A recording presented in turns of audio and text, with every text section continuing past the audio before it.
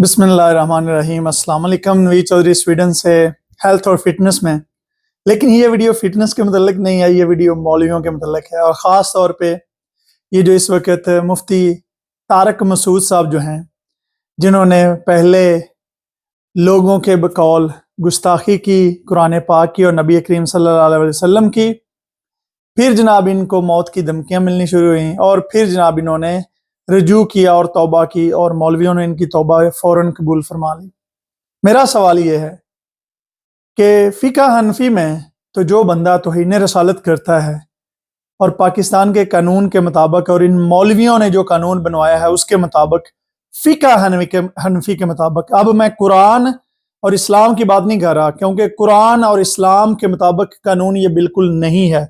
मैं खुद कुरान का स्टूडेंट हूँ, हदीस का स्टूडेंट हूँ, और मुझे कहीं से भी ये बात समझ नहीं आई कि अगर किसी बंदे लोगों को कत्ल किया जाए, लेकिन फ़िक़्ह हनफी और इन मौलवियों के बनाए हुए कानून के मुताबिक अगर कोई बंदा तौहीन रसालत का मुर्तकब होता है तो उसकी सज़ा सिर्फ और सिर्फ मौत है। तो इससे पहले सलमान तासीर हो या और भी जितने भी लोग, अब नाम लें, आसिया बीबी हो या जितने भी लोग हों, उन्होंने तो अपनी प्रेस कॉन्फ्रेंस में भी ये कहा कि मेरा मकसद तौहीन नहीं था, लेकिन उनको बिल्कुल भी कबूल नहीं किया गया। लेकिन अब ये मौलवी साहब पहले तो कहते हैं कि मैंने तौहीन की नहीं, मैंने इल्मी नुक्ता बयान किया। अब ये देखें कि अगर मान लिया जाए कि आपका इल्मी नुक्ता ठीक है, तो फिर आपको तौबा करने की ज़रूरत क्या थी? आपने माफ़ी क्यों मांगी? और अगर आप गलत हैं तो फिर आपकी तौबा जो है वो क्यों कबूल की जाए? क्योंकि आप तो मुर्तद हो चुके हैं अकॉर्डिंग टू जो पाकिस्तानी मौलवी हैं उनके मुताबिक, और जो पाकिस्तान का कानून है, तो आपकी सज़ा जो है वो सिर्फ और सिर्फ मौत होनी चाहिए और आपको जेल की सलाखें मिलनी चाहिए। तो ये है जनाब। लेकिन जब कोई मौलवी ऐसी बात करता है, ये लोग जो है ये सारे आपस में मिल जाते हैं, मौलवियों को जल्दी जल्दी माफ़ भी कर देते हैं। लेकिन जब कोई आम बंदा इस तरह की बात करे, हालांकि अब आप गौर से सुने कि मौलवी साहब क्या कह रहे थे। मौलवी साहब कह रहे हैं कि मैंने जो बात की मेरा वो मतलब नहीं था, लोगों को अगर गलत समझ आई है तो क्या पहले आप लोगों ने जिन पर तौहीन रसालत के फतवे लगाए हैं, जिनको मौत की सजाएं दी हैं, जिनको कत्ल किया है या लोगों को उकसाते हैं कत्ल करवाने में,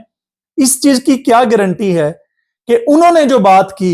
उसकी तुम लोगों को या तुम्हारे जो गंदे पैरोकार हैं उन्हें गलत समझ नहीं आई और तुमने उसको तौहीन रसालत समझ लिया,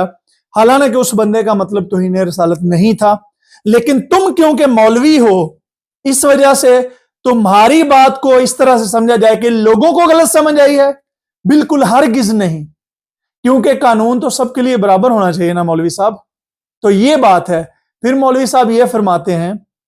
कि अगर मुझसे सहवन, मेरा इरादा नहीं था, लेकिन अगर मुझसे सहवन गलती हो गई है तो मैं इस पे तौबा करता हूं और माफी मांगता हूं। तो अगर तुम सहवन भी गलती, यानी कि तुमने गलती कर दी, तुम्हारा इरादा नहीं था, तो वो जो जिन लोगों को जेलों में डाला हुआ है 10-10, 20-20 सालों से, जिन लोगों को कत्ल करवा दिया गया है, क्या तुमने उन लोगों का दिमाग या दिल चीर के देखा था कि उनका इरादा यही था? किस तरह के बेगैरत लोग हो तुम, किस तरह के हराम खोर मौलवी हो तुम कि तुम दूसरों को जब कत्ल करवाते हो तो उनके लिए तुम तौबा के दरवाजे, तुम खुदा बन के तुम तौबा के दरवाजे बंद कर देते हो। और मैं तुम्हें दिखाता हूं, गूगल पे सर्च करो तुम्हारे मौलवी क्या कहते हैं, तुम्हें वहां पे बहुत सारे बयान मिल जाएंगे कि जो है वो नबी तो कहते थे, नाउजुबिल्ला, कि अब नबियों की तौहीन जगह जगह मिल जाएगी कि नबी तो कहते थे कि रब के हुक्म से मुर्दा जिंदा हो जा, और हमारा पीर जो है वो कहता है कि मेरे हुक्म से जिंदा हो जा। इस तरह के बयान क्या तुम्हें नहीं मिलेंगे? क्या तुम्हें इस तरह के बयान, जो जितने भी बड़े बड़े आलम हैं, मैं नाम लेता हूं, ताहिरुल कादरी साहब ने जब अपने ख्वाब बयान किए तो उसमें नबी करीम सल्लल्लाहु अलैहि वसल्लम की तुम्हें तौहीन नजर नहीं आई? जब मौलाना लियास कादरी साहब अपने पीरों को नबियों से ज्यादा दर्जात दे रहे हैं, वहां पे तुम्हें नबी की तौहीन नजर नहीं आ रही? असल बात यह है कि तुम तमाम लोग जो हो, अक्सरियत में, अक्सरियत की बात कर रहा हूं, तुम लोग मुनाफिक हो, तुम लोग मुनाफिकीन के सरदार हो, तुम उन मुनाफिकों से बदतरीन हो जो नबी करीम सल्लल्लाहु अलैहि वसल्लम के दौर में थे। क्योंकि उन मुनाफिकों के बारे में तो अल्लाह ताला ने फरिश्ता भेज के बता दिया لیکن تم اس نبی کے دین کے پیچھے چھپے بڑے منافق ہو کہ اپنے لیے جب تمہارا کوئی مولوی بچے کا ریپ کرتا ہے، ان کو قتل کرتا ہے، تو وہ چھوٹ جاتا ہے کیونکہ تم سارے اس کے پیچھے کھڑے ہوتے ہو، تم اس کی تعویلات کرتے ہو۔ تمہارے مولوی بچوں کی ریپ کی ویڈیو بنا کے، ننگی ویڈیو ان کی بنا کے انٹرنیٹ پہ بیچتے ہیں، وہ چھوٹ جاتے ہیں۔ تمہارے مولوی جو ہیں وہ توہین رسالت بھی کریں تو ان کی توبہ قبول ہوتی ہے۔ تمہارے مولوی جو ہے وہ قرآن کو غلط بھی کہیں، جھوٹا بھی کہیں، تو نعوذ باللہ جو مرضی بکواس کریں ان کی توبہ قبول ہے۔ لیکن عام آدمی، ہماری طرح کا عام آدمی جو ہے، اس کے منہ سے غلطی سے اگر کوئی بات نکل جائے یا اس کا ارادہ وہ بات نہ کرنے کا ہو جو تم لوگوں کو سمجھ آئی ہو، تو اس کے لیے کوئی توبہ نہیں ہے۔ یہی وجہ ہے کہ تم لوگوں کو میں تمام پاکستان کے لوگوں کے سامنے بے نقاب کرنا چاہتا ہوں، پاکستان کے لوگوں کو بتانا چاہتا ہوں کہ یہ مولوی طبقہ جو ہے اس وقت اگر پوری دنیا میں سب سے منافق ترین کوئی طبقہ ہے، سب سے بڑے منافقین ہیں، تو وہ پاکستان کے مولویوں میں سے یہ طبقہ ہے کہ جو مذہب کے نام پہ لوگوں کو قتل کرتے ہیں، جو اس طرح کے قتل کے فتوے لگاتے ہیں۔ دین میں جو اصل دین ہے اس میں اس کی نہ تو کوئی گنجائش ہے۔ توبہ جو ہے وہ اللہ نے ہر وقت مرنے سے پہلے آخری سانس تک توبہ کھلی رکھی ہے۔